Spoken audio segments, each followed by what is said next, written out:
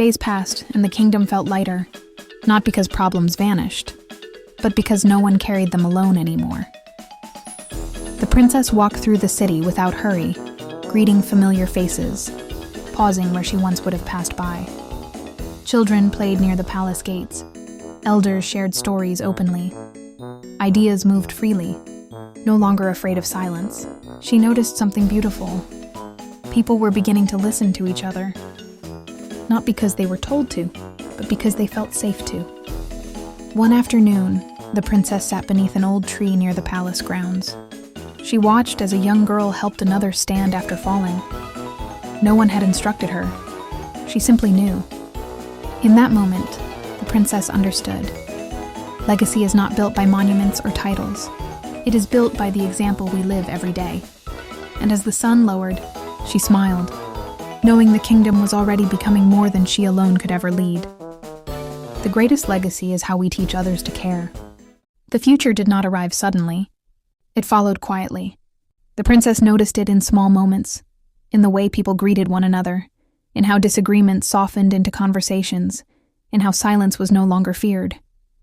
The kingdom was changing, not because it was commanded to, but because it felt safe to. One morning, the princess stood on the same balcony where she once questioned her happiness. The view was the same, but she was not. She felt grounded now, present, whole. She understood something clearly. She had not abandoned her role as princess. She had grown into it. The future did not ask her to become someone else. It followed her, because she finally walked in truth.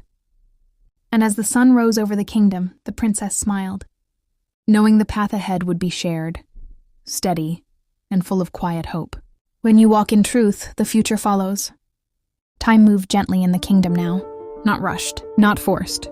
The princess noticed how people spoke with more care, how disagreements found calm endings, how laughter returned to places once heavy with worry.